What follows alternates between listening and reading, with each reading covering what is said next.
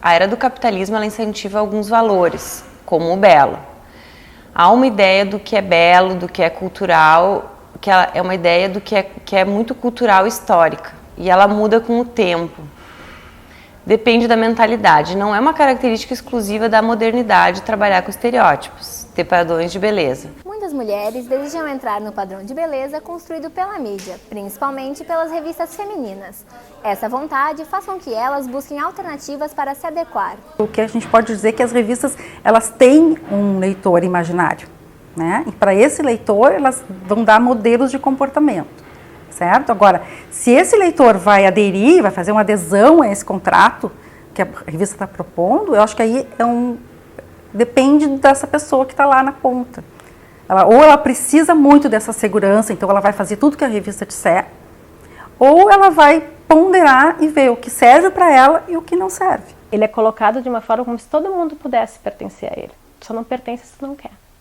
Tá? Tu deveria trabalhar para isso, tu deveria fazer dieta para isso, tu deveria fazer ginástica para isso, tu deveria tentar de alguma forma te enquadrar. Se tu não faz isso é porque tu não tem ou perseverança suficiente, tu não tem controle suficiente, tu não tem competência suficiente para fazer parte daquele universo. Isso que eu acho que é o mais perverso.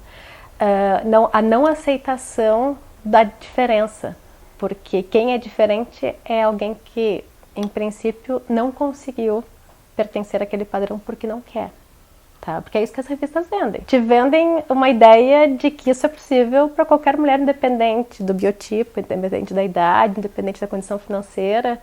Existem ainda mulheres que acreditam naquela revista e vão seguir aquilo que está falando, e outra, que eu acho que a geração mais nova, está questionando muito esses padrões. Eu acho que surge aí uma discussão que eu acho que vai ser bacana, tanto para essas mulheres que estão seguindo e vão realmente começar a se dar conta, eu preciso ser tão assim, ou a questão dos extremos, né? Pode nem ser tão consciente, mas as mulheres, de certa forma, buscam, tá? Pertencer a esse modelo como uma forma de aceitação social também.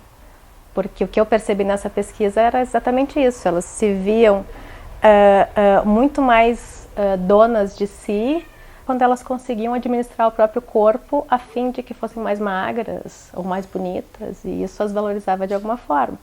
Então, sim, eu vejo uma incidência na vida, na forma como elas se comportam, em função do que elas consomem, no caso dessas mulheres, nas revistas de moda. A ideia de inserção nesses padrões de beleza não surgiu com a sociedade moderna. Com a ida da mulher para o mercado de trabalho, passa a se exigir uma competência maior, seja no trabalho ou em casa.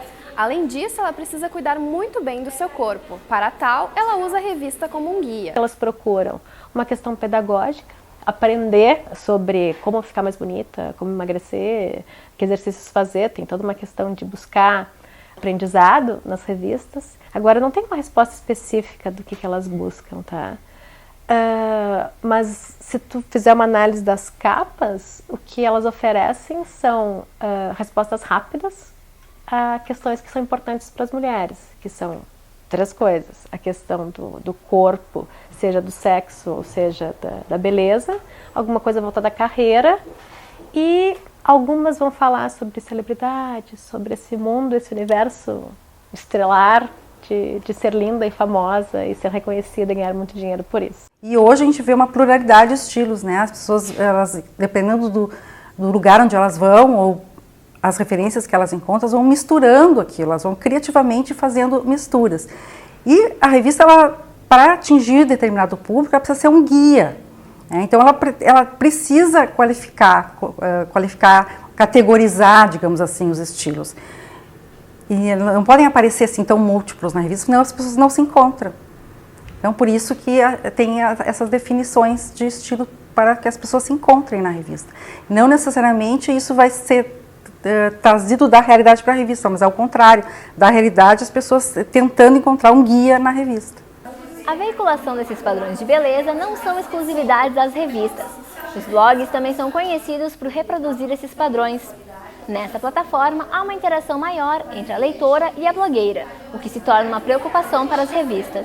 O que acontece é que a gente tem outras formas de comunicação hoje. A gente tem os blogs de moda que não dá para deixar de falar. Então, a revista ela tem que se adequar, ela tem que mostrar que está atenta a esses movimentos. Mas ela em si, eu acho que ela não mudou a linguagem dela. Pelo contrário, ela tem que se diferenciar. A diferença do blog para uma revista, para um site, para um portal, é justamente eu mostrar como eu uso as coisas, como eu uso aquelas informações de moda na minha vida. E não só dar uma informação isenta. O blog é muito mais opinião do que qualquer outro veículo, né? Então eu tento fazer essa mistura, trazer informação, mas também mostrar um pouco da minha vida pessoal. Se elas estão conquistando leitoras, a gente tem que olhar o porquê que elas estão fazendo isso. As blogueiras crescem, as revistas de moda caem. O que tem? As revistas já estão de olho nisso. Eu acho que a gente sempre tem que aprender com quem está vendendo, quem está trazendo novidade, tentar fazer um meia-culpa, ver o que eu posso melhorar e não apenas julgar. Eu noto assim, que os estereótipos eles ainda existem, sem dúvida, acho que sempre vão existir. Só que os blogs, eu acho que o grande sucesso deles é justamente quebrar essas regras. As leitoras acabam se identificando porque as blogueiras são pessoas normais, não são aqueles estereótipos, aqueles padrões de beleza que a gente vê nas revistas e vê na televisão. A blogueira é uma pessoa muito mais parecida com a leitora. Então eu acho que esse é um dos grandes sucessos dos blogs. Mas ainda existem muitos estereótipos, eu acho que as meninas mais bonitas e mais magras sempre acabam fazendo mais sucesso, não adianta. Mas também tem essa questão da identificação que funciona super bem. A mídia não vai conseguir desconstruir, a não ser a partir de um momento em que nasça ou surja um outro estereótipo. Porque é assim que as coisas vão, elas são cíclicas.